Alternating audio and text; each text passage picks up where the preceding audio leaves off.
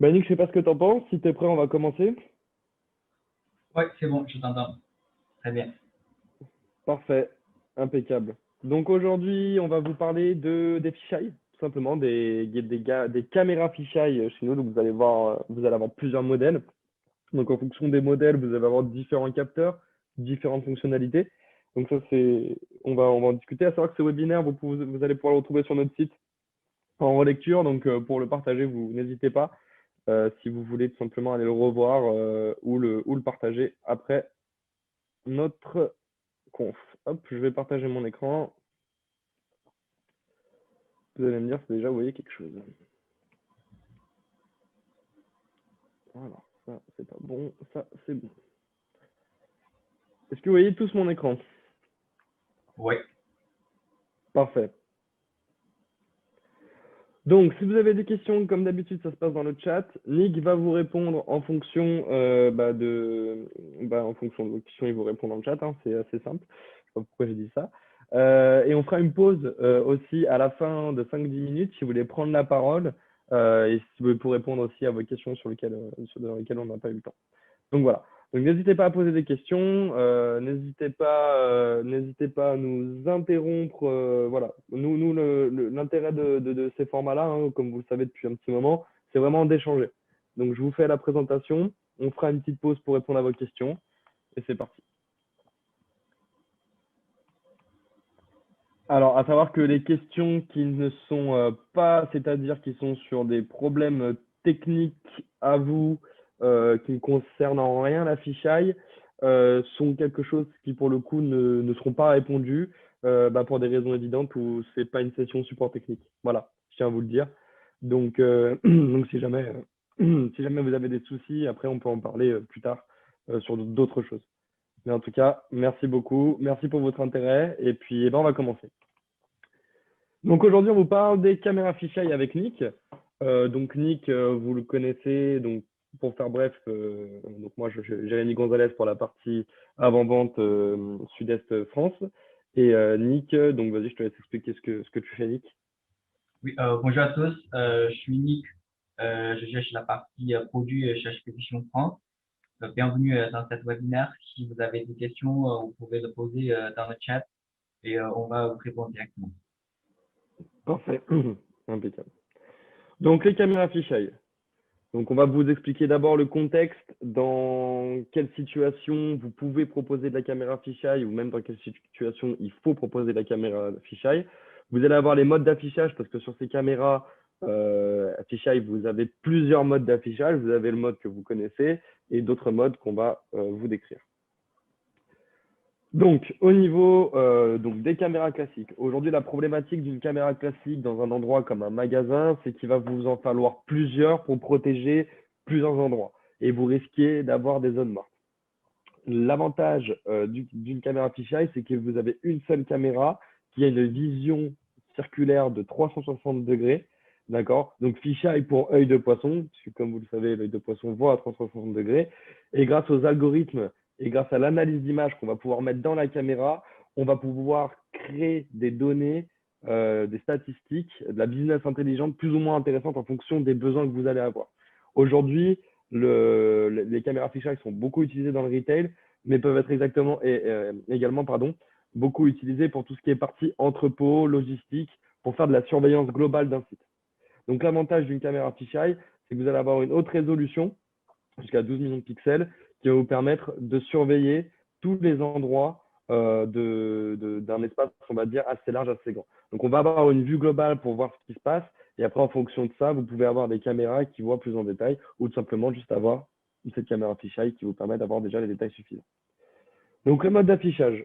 Aujourd'hui, une fisheye, vous avez plusieurs modes d'affichage. Vous avez le mode d'affichage 360. Vous avez un mode d'affichage avec deux panneaux, d'accord, de 180 que vous pouvez régler. Le mode fisheye avec un seul grand panneau. Donc ça, c'est tout ce qui est software decoding. Donc le software decoding, c'est vraiment de l'affichage que vous pouvez modifier en temps réel pour pouvoir gérer derrière avec des opérateurs ce qu'il faut.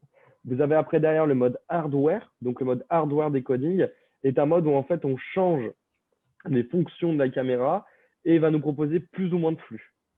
Donc, par exemple, en mode hardware decoding, si je fais 4 vignettes, ça va être 4 flux différents qui vont être sur mon NVR pour gérer mon affichage. Donc voilà, là c'est un exemple de software decoding. Donc vous voyez, hein, on a quand même un petit paquet pour pouvoir faire. Donc vous avez le dewarping, et ça on va en discuter tout à l'heure avec des logiciels aussi que vous pouvez faire même après enregistrement. Donc vous avez toute la partie software où vous allez avoir le côté opérationnel, le côté opérateur qui peut modifier en temps réel pour avoir une meilleure surveillance ou tout simplement pour avoir une facilité opérationnelle. Et vous avez le mode hardware qui est le mode changement, on va dire entre guillemets, définitif de l'affichage de votre caméra fisheye. Donc là, vous voyez, vous avez un peu tous les modes.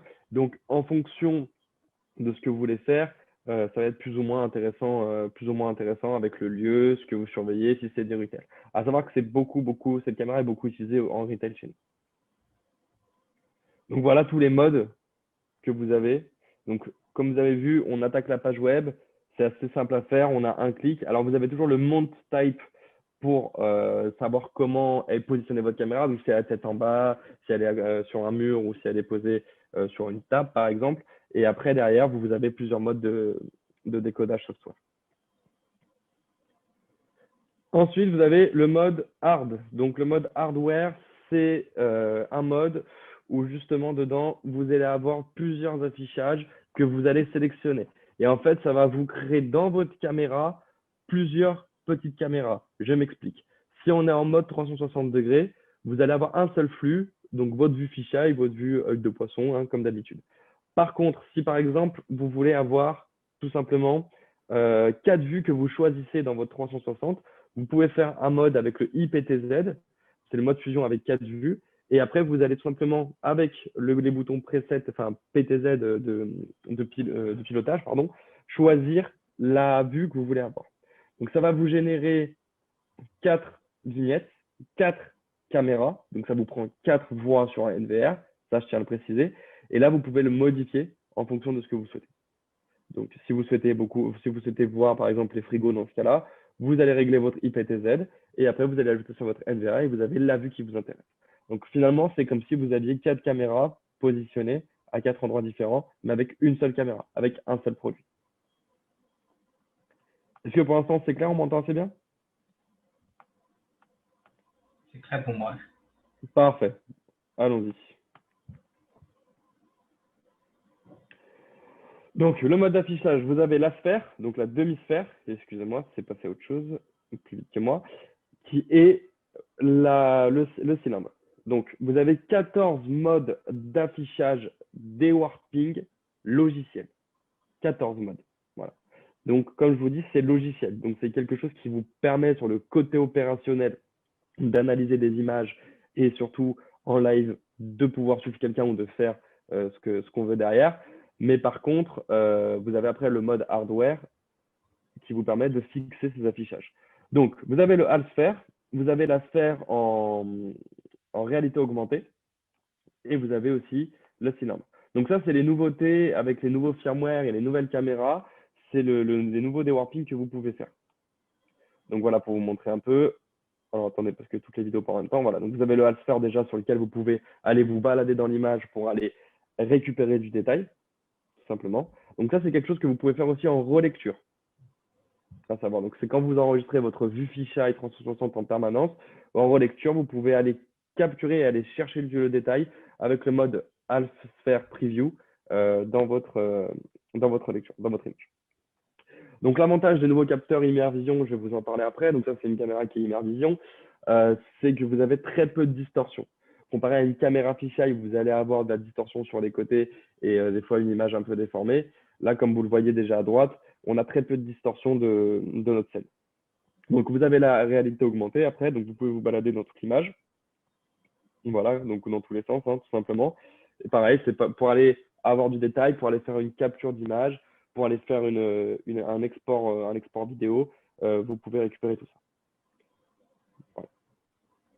Donc ça, c'est pour le mode AR et le mode cylindre qui est ici, où je vous lance la petite vidéo, si elle veut bien se lancer.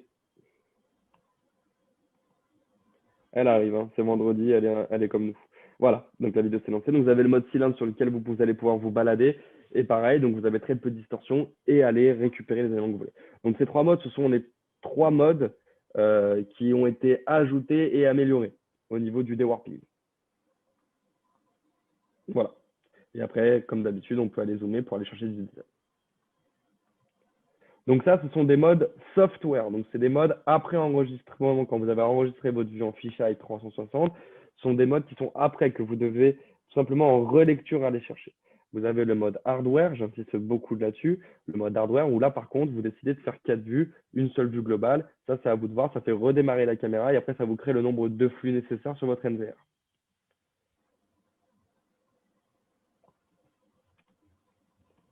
Alors c'est parti, hop. Alors évidemment, Nick, tu me coupes, mais quand on fait 4 flux avec une caméra 12 millions de pixels, on a un flux qui normalement est à 4 millions de pixels chaque flux. C'est bien ça, Nick? Ouais, c'est ça. Voilà. C'est Donc vous allez environ 3 millions en fait. C'est environ 3 3 millions, moins de chaque 4 canal. millions. Environ 3 millions de pixels quand vous faites un hardware decoding. Si vous divisez donc votre 12 millions de pixels qui est en fisheye habituellement, si vous faites un hardware decoding de 4 images, vous allez avoir plus ou moins 3 millions de pixels. Enfin, plus de 3 millions de pixels, pas moins de 3 millions de pixels. Donc les produits et solutions chez Ashika Vision. Donc, vous avez la 6035 G0i, donc elle avec le capteur Immervision 12 millions de pixels, donc moins de distorsion, plus de résolution et on a aussi une qualité d'image qui nous permet, avec des algorithmes d'apprentissage et surtout, comme je vous disais, la business intelligence. Donc la business intelligence, on va en parler, mais c'est créer une caméra de densité de personnes dans une pièce ou dans un magasin pour savoir là où les personnes passent le plus. Donc, je vous en parle après, mais voilà. Donc, vous avez la fisheye, on va dire, moyenne gamme, donc la 63 5G0E, avec, vous avez la valeur en fait qui change aujourd'hui pour tout simplement la résolution, avec donc un peu plus de déformation pour les images réelles, mais par contre, vous avez une économie de licence et en installation. Donc, au niveau, c'est pareil, hein, vous avez le capteur derrière, vous pouvez faire vos modes décodage, mais vous n'allez pas pouvoir faire l'algorithme d'apprentissage et vous n'allez pas pouvoir faire tout ce qui est avec HK Central, par exemple, l'analyse de cartes d'intensité en fonction de passage des personnes. Et vous avez la G0E/RC, S/RC, donc pareil, elle qui est en fisheye 360 classique, on va dire qui est l'entrée de gamme de nos fisheye. Voilà. Donc aujourd'hui, vous avez trois produits à retenir. Donc vous avez le produit pour faire de l'intelligence, le produit qui vous permet de faire de la vision avec une image qualitative, on va dire surveillance classique, et le produit un peu plus entrée de gamme qui vous permet déjà de commencer avec une fisheye et d'économiser en coût d'installation et en coût de caméra. Voilà. Donc à savoir que nos produits sont IP67 et en V pardon sont IP67 et IK10. Voilà. Donc il faut avoir à la fin de sa référence le V. Est-ce que ça va pour tout le monde pour l'instant? Est-ce que c'est clair? Ça a l'air, en tout cas, de ce que j'ai reçu. OK. Donc, vous avez l'objectif Immervision. Donc, sur les 63 C5, 12,1 millions de pixels, vous avez en ouverture en 1.29. Donc, l'objectif Immervision, excusez-moi, vous permet vraiment d'avoir très peu de distorsion sur les côtés. Donc, comme on a vu tout à l'heure les images avec le software decoding, donc le logiciel, le décodage logiciel, vous avez très peu de distorsion même en relecture dans votre image. Donc, ça va vraiment vous permettre de voir une personne sans qu'elle soit tordue. C'était un peu le problème des fisheye, cette distorsion en bout de ligne. Donc, vous avez le deep learning avec la carte thermique, l'analyse des intersections et aussi le comptage de personnes que vous pouvez faire dans l'image. Là, vous avez vu, on a de nouveaux des décodages software, ça je vous l'ai déjà montré. On va avoir des infrarouges qui sont beaucoup mieux répartis parce qu'on va avoir trois, comme vous les voyez là sur mon image à gauche, trois petits spots infrarouges qui vous permettent d'avoir une image la nuit, tout simplement. Évidemment, ces produits sont compatibles avec les produits HK Vision. Elles sont également on-diff si besoin, et donc compatibles avec HK Connect, HK Central et les NVR série I. Voilà.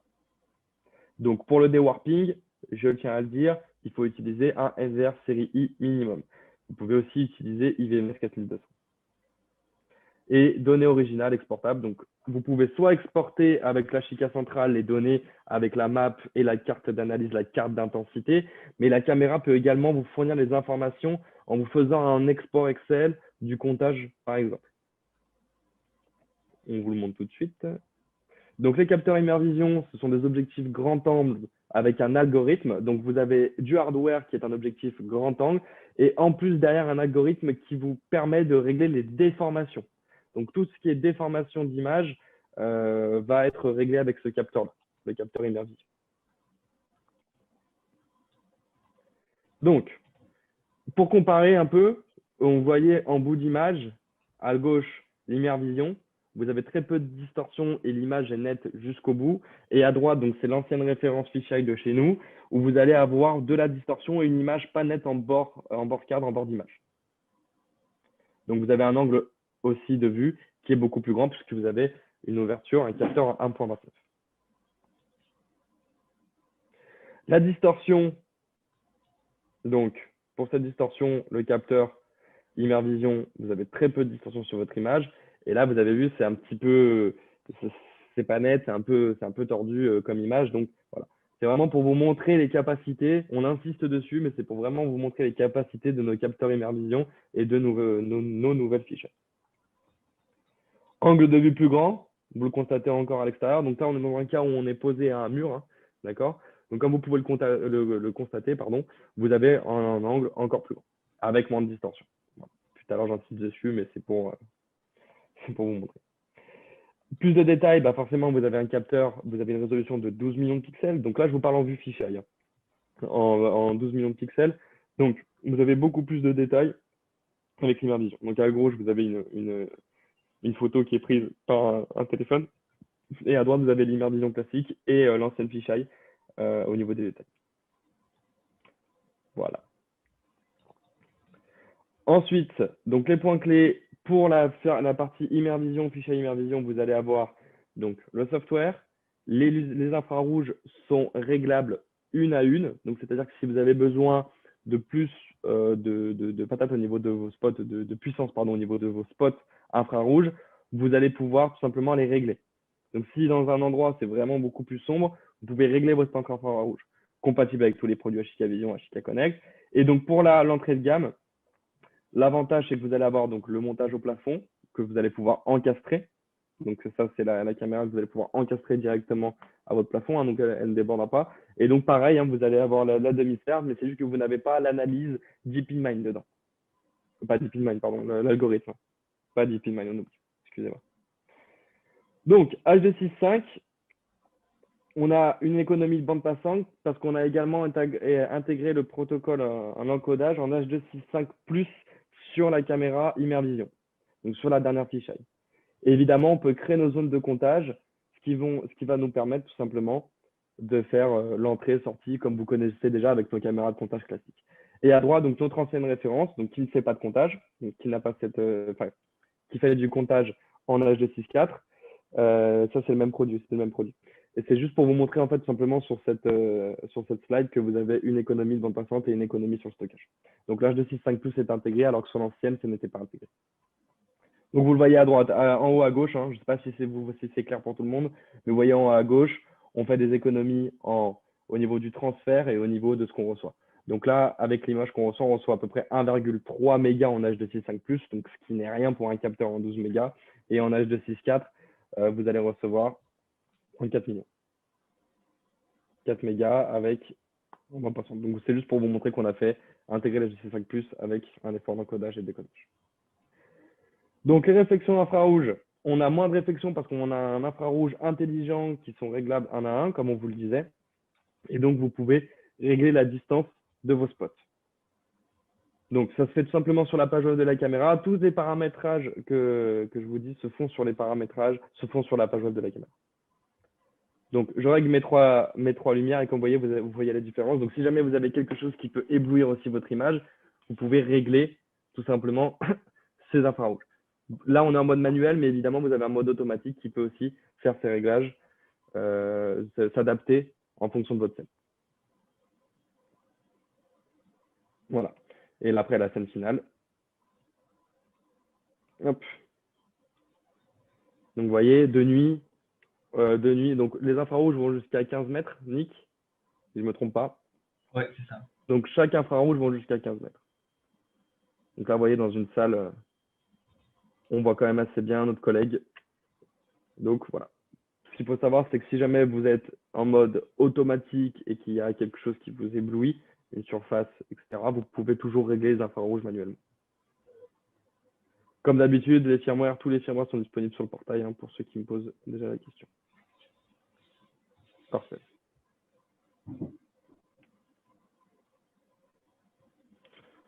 Ensuite, donc comment se compose cette fisheye? Donc vous avez en 1 les infrarouges EXIR, donc c'est un infrarouge beaucoup plus diffus, intelligent, qui vous permet de ne pas avoir un halo, de ne pas être ébloui, comme je vous disais, qui sont réglables. Vous avez un micro et un haut-parleur intégrés, le capteur Immervision en 1,29 mm, IK10 en fonction de la référence que vous prenez. Donc c'est du métal, hein, tout simplement, hein, vous êtes full métal, hein, sur la partie que vous voyez, la partie 5. Le tour, c'est du plastique. Après, vous allez avoir donc les sorties d'alarme et l'entrée d'alarme, l'alimentation, à savoir que cette caméra est PoE, Ethernet, l'interface RS485 si vous avez besoin de communiquer certaines informations, et l'audio in et l'audio out que vous retrouvez sur la plupart de nos caméras. Donc, si jamais vous voulez intégrer une carte SD, il faut tout simplement retirer le couvercle et vous avez aussi un bouton reset. Donc, si vous avez besoin de reset le bouton, c'est comme d'habitude, vous restez appuyé sur le bouton, vous débranchez la caméra tout en restant sur le bouton et vous rebranchez la caméra et vous allez faire un reset de la caméra. Voilà. Donc, ça, c'est pour tout simplement restaurer les paramètres de notre caméra fisheye. Plusieurs types de support. Donc, vous avez le support plafond, vous avez un support tombant avec un pied, vous avez un support avec, on va dire, une rallonge tombante si vous avez besoin de le poser en hauteur. Donc, vous avez des rallonges que vous pouvez rajouter si jamais. Vous avez un support d'angle et le support à la verticale. Donc, vous, avec un support poteau, support mât, vous pouvez mettre simplement votre support qui est réglable. Donc, vous voyez, cette caméra, on peut la poser dans plusieurs environnements. Donc, pas de souci. Donc, évidemment, tous ces supports-là ne sont pas fournis avec la caméra et vous devez les commander séparément en fonction de l'installation que vous allez faire. Tout simplement. Donc, les fonctions intelligentes. Donc, vous avez le dewarping ceiling mount type. Donc, vous avez la détection, l'intrusion. Et en fonction de chaque mode que vous allez choisir, vous allez avoir plus ou moins de fonctions intelligentes. Donc, je m'explique. Si vous sélectionnez un mode hardware, par exemple, en mode fisheye, vous allez pouvoir faire la fonction motion detection, intrusion, franchissement en ligne, région entrée, région sortie, bagage, repérage de bagages dans la zone, object remove, people counting, heatmap et intersection. Si vous êtes en mode fisheye plus PTZ, je parle du hardware, hein, donc la caméra redémarre et vous avez les flux, vous allez pouvoir faire toutes les fonctions. En 4 PTZ ou 4 PTZ fusion, vous allez pouvoir faire aucune de ces fonctions intelligentes. Ça va être que de la visualisation. Et après, en panorama view, vous allez pouvoir faire de la fonction de détection de mouvement, d'intrusion et du franchissement de ligne. Par contre, tout le reste, c'est des fonctions qui seront désactivées automatiquement. Donc, à savoir que si vous voulez avoir le plus de fonctionnalités intelligentes, il vaut mieux passer sur le fisheye plus PTZ. Donc ça, je vous parle dans le type où vous êtes monté, dans le plus souvent, dans 90% des cas, vous êtes au plafond. Voilà. Dans le cas où vous êtes dans le plafond, enfin pas en plafond, sur le mur ou sur une table, donc une position murale ou sur une table, vous allez aussi avoir des fonctions en fonction du mode que vous choisissez. Ça fait beaucoup de mots fonctions ce matin, je suis d'accord. Donc vous avez le 4PTZ fusion, le 4PTZ, vous n'allez pas avoir la fonction. En fait, là où on va perdre, comparé à notre gauche, c'est surtout sur la partie fisheye. On ne va pas pouvoir faire du coup le people counting, parce que compter des personnes sur une table, c'est très compliqué. Le heatmap et l'intersection. Donc ce qu'il faut retenir, c'est que si je suis sur un montage plafond, j'y veux des fonctions intelligentes, il faut utiliser le fisheye ou le fisheye plus PTZ. Si je suis en montage wall, donc mur ou table, c'est-à-dire à plat, je vais en mode fisheye et fisheye PTZ perdre ma fonction du comptage, du heat mapping et de l'intersection. Donc le heat mapping, c'est la carte, c'est la densité de personnes, tout simplement. Voilà, donc ce petit tableau, évidemment, comme d'habitude, hein, ce PowerPoint, on va vous le partager, on va vous le communiquer pour que vous puissiez tout simplement avoir toutes les informations en votre possession. Donc, l'analyse du heatmap, donc le heatmapping. Donc, comme je vous disais, ça nous permet de faire tout simplement, de savoir combien de personnes sont passées par une zone et de faire une carte d'intensité. Donc ça, c'est très intéressant pour le retail. En fonction du passage que vous allez avoir dans un rayon, vous savez que vous pouvez plus ou moins vendre, par exemple, une tête de gondole plus chère ou moins chère. Donc ça, c'est une vraie analyse, c'est un vrai complément en plus de la surveillance, cette analyse intelligente. Donc, vous voyez, je peux avoir des données et évidemment les exporter, ces données. Et à gauche, j'ai mon heat mapping qui est créé pour savoir par où passent les gens le plus. Donc, je peux avoir un rapport sur la page web que je vais pouvoir exporter. Mais j'ai aussi un rapport sur l'IVMS 4200. Donc, c'est les dernières fonctionnalités. Vous n'êtes pas obligatoirement obligé d'utiliser HIK central. Vous pouvez utiliser aussi IVMS 4200 ou directement la page web de la caméra. Si vous avez plusieurs caméras fisheye qui gèrent cette analyse, moi, je vous recommande fortement quand même de passer par l'IVMS 4200 ou par un HIK central parce que moi, vous allez pouvoir générer vos rapports et les récupérer assez facilement. Aujourd'hui, l'avantage d'un HIK central, c'est qu'il va pouvoir tout simplement vous envoyer automatiquement les données en email, etc. Avec plusieurs plans, évidemment, parce que ce heat mapping avec un HIK central, vous pouvez le reporter sur un plan et avoir ces zones que vous voyez sur notre caméra directement sur le plan du commerce, par exemple. Donc voilà, à gauche, hein, vous avez l'analyse, le rapport par la page web, et à droite, vous avez le rapport sur l'IVMS 4200. Donc vous pouvez faire un rapport par jour, un rapport par mois, par semaine, etc. Et lui donner aussi des dates spécifiques en fonction de ce que vous voulez faire. Donc voilà. Et après, ce rapport-là, comme je disais, vous pouvez l'exporter. Tout simplement. Et vous avez l'analyse de courbe du nombre de personnes qui sont passées le plus en fonction du temps, en fonction de tout simplement de l'eurodadage que vous lui aurez donné. Voilà. Évidemment, exportable sous forme CSV. Donc évidemment, c'est du paramétrage pour le heat mapping. Vous avez donc à droite votre rapport Excel. Et là, derrière, vous pouvez lui dire, je veux savoir donc le nombre de gens qui passent par une zone et aussi ma fréquentation, la fréquentation de cette zone. Et vous pouvez lui faire envoyer automatiquement à la caméra un email, soit par jour, soit par semaine, soit par mois, soit une fois par an. Voilà. Donc ça, c'est pour la partie rapport Excel.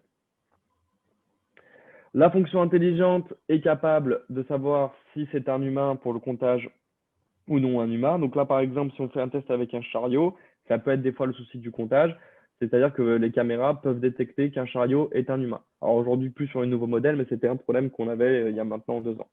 Donc là, quand vous voyez ça, donc la caméra est capable de reconnaître que c'est un humain avec l'algorithme du comptage et donc de compter les personnes. Dans le cas où vous avez plusieurs personnes qui franchissent la ligne, c'est pareil, la caméra va les compter. Donc au niveau du paramétrage, pour ceux qui ont déjà paramétré des caméras de comptage HIK Vision, c'est vraiment la même chose. Vous allez retrouver le même menu, la même interface pour le comptage. Et donc on va compter si c'est entrée, sortie. Et vous pouvez aussi reparamétrer un peu l'algorithme dans la caméra si vous voulez avoir une taille minimum de comptage. Par exemple, vous voulez compter les enfants. Aujourd'hui, ce n'est pas demandé, mais si vous voulez le faire, vous pouvez le faire. Voilà pour la partie comptage de personnes sur la caméra. Ensuite, comme pour l'analyse de densité de personnes, vous allez avoir un rapport de comptage. Donc, ce rapport de comptage, comme pour la densité, vous pouvez l'exporter par jour, par semaine, par mois, par an. Voilà. Et en fonction de ça, vous allez pouvoir savoir combien de personnes sont entrées, combien de personnes sont sorties du bâtiment.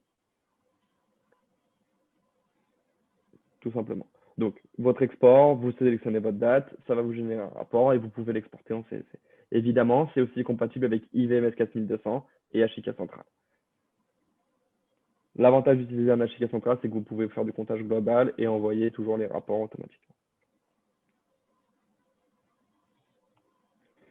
Donc, sur IVMS 4200, c'est la même chose. Vous avez le people counting. Donc, vous avez vu, vous avez un onglet pour faire des recherches un peu plus poussées sur IVMS 4200. Donc, vous pouvez faire du people counting et du heatmap. Hein. Vous voyez aussi là, en bas, la petite interface. Donc, vous lui donnez une période et en fonction de ça, elle va vous faire le nombre d'entrées et sorties de cette période.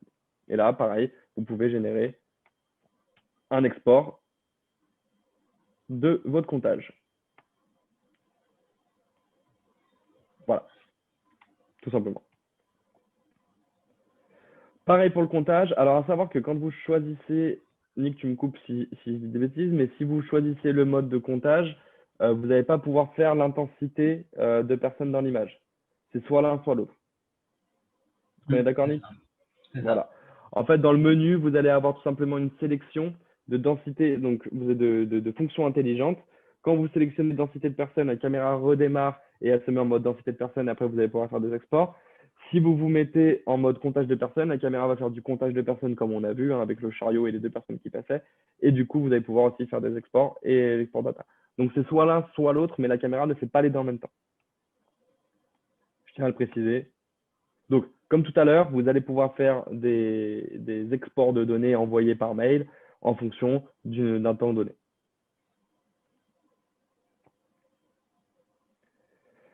Donc, vous allez savoir aussi le flux de clients. Vous pouvez gérer avec cette caméra le flux de clients. Donc, c'est-à-dire, en fonction du comptage que vous allez faire, analyser la proportion de personnes qui vont dans une certaine direction.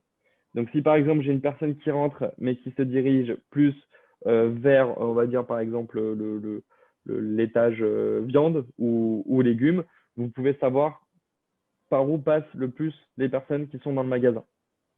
Donc, c'est encore un complément, donc c'est une autre fonction intelligente, mais c'est encore un complément de la densité. C'est encore une autre analyse. Donc, vous pouvez avoir qu'il y a 2 caméras fisheye qui peuvent gérer ça, par exemple. Donc, ça, c'est intégré directement dans Archicad centrale. La caméra, vous la mettez en mode comptage, et après, derrière, Archicad centrale va pouvoir faire la proportion de tout ça. Donc, sur l'Immervision, aujourd'hui, attention, excusez-moi, je suis passé trop vite, ça a bugué, voilà. En fonction de votre logiciel, de la version de votre logiciel, vous allez avoir certaines fonctions qui vont être supportées ou d'autres non. Donc, par exemple, si vous avez un HK Connect en version V4, tout ce qui est 180 degrés, la view AR, c'est supporté. Le dewarping n'est pas supporté en playback sur l'application HK Connect, donc en relecture. Vous allez pouvoir supporter l'audio bidirectionnel, l'écoute et également parler dans la caméra, les alarmes DCA, le heatmap, le comptage de personnes et l'intersection, analyse d'intersection n'est pas pris en charge par la HK Connect.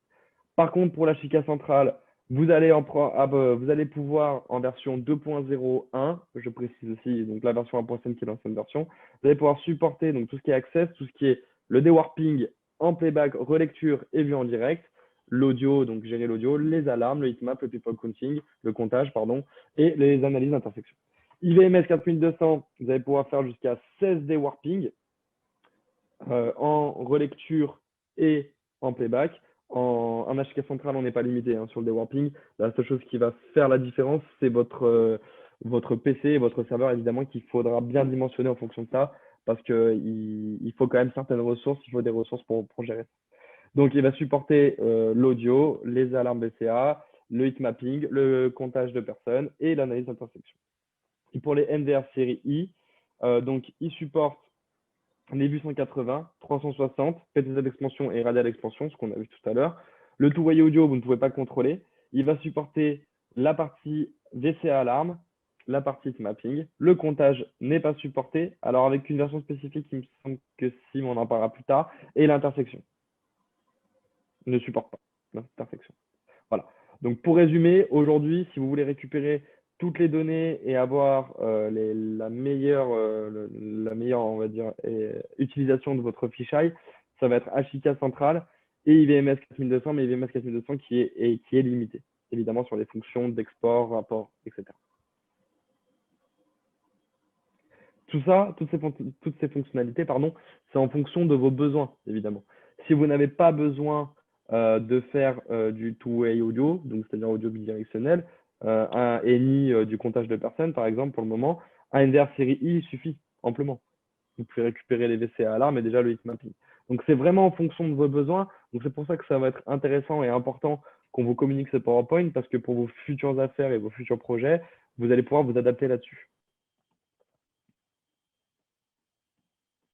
Alors, et pour les DVR, elles sont supportées par toutes les séries ou une en particulier? Alors, ça, c'est une question qui est intéressante. Donc, déjà, les DVR ne supportent pas, ça va être les hybrides, donc ceux qui sont capables de récupérer des IP.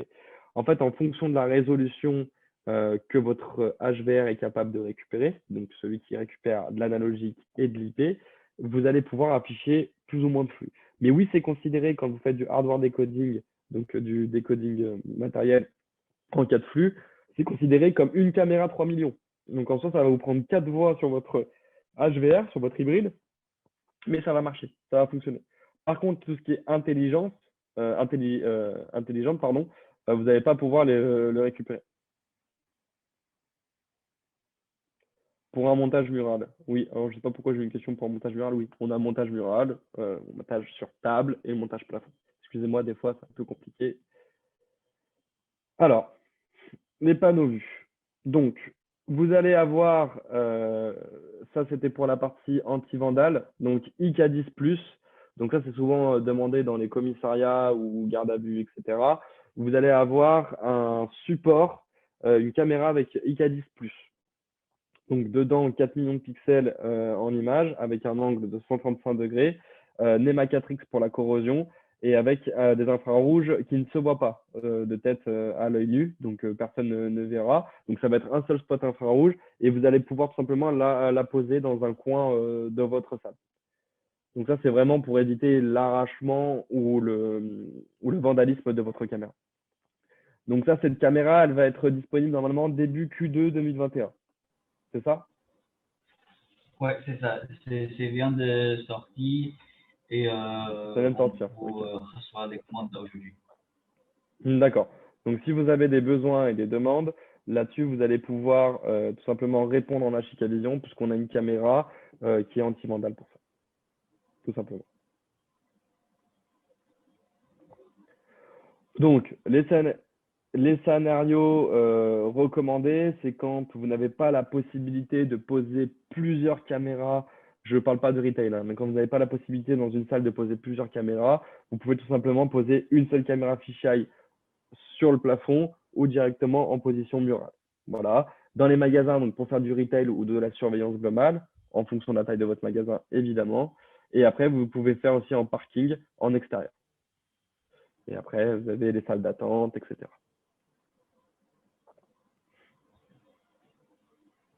Voilà pour la partie fisheye. J'espère que ça vous a plu. J'espère que c'était clair surtout.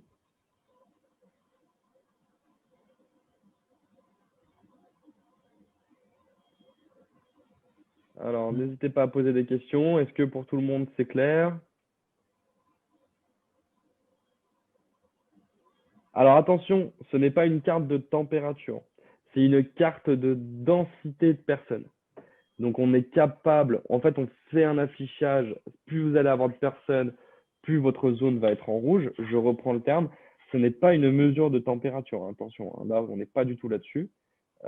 Bougez pas, je vais vous montrer ça. Ça c'est vraiment une analyse de densité de personnes que vous voyez ici. Donc plus vous allez avoir de passage dans cette zone, plus vous allez avoir, on va dire, de la couleur en rouge, par exemple, ou en bleu, violet, pour savoir si le nombre de personnes, si peu de personnes sont passées. Et en fait, je ne sais pas si vous le voyez en bas de votre image, mais vous avez, on va dire, un spectre, une légende avec un spectre. Et en fait, en fonction de si vous vous rapprochez de la couleur rouge, ça veut dire que vous avez plus ou moins de personnes qui sont passées. Donc là, quand on est en couleur rouge, c'est-à-dire que dans la zone, vous avez 329 personnes qui sont passées dans cette zone.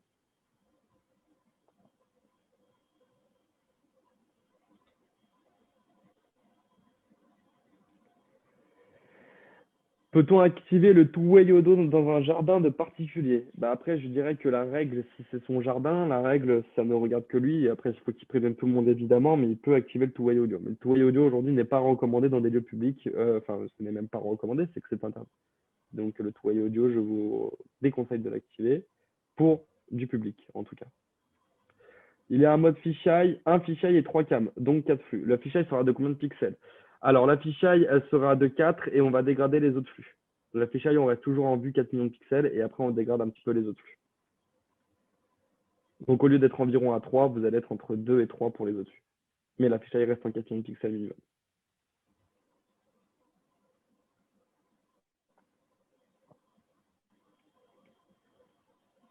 Hop, ça c'est répondu. Parfait, parfait. Voilà, voilà. Bah écoutez, pour moi en tout cas,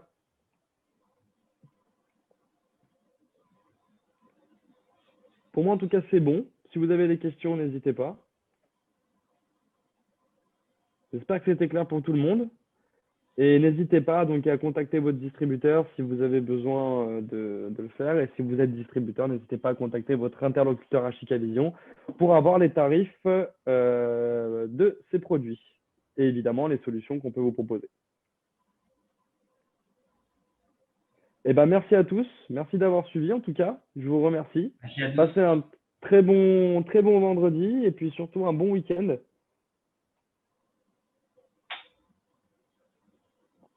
On attend la présentation. On va vous l'envoyer à tous ceux qui étaient inscrits. Il n'y a pas de problème, on vous l'envoie. Eh ben, merci beaucoup. Bonne journée. À très bientôt. Merci Jahim. Au revoir. Bonne journée. Merci.